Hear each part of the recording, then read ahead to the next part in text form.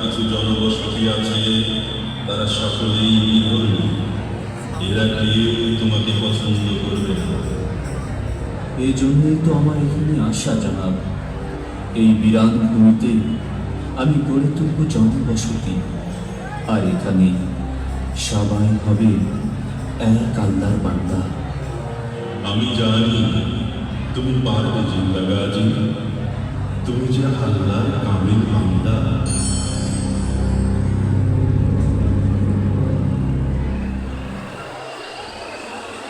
এবারে গাছের তলায় রাতটা এখানেই কাটিয়ে নিই।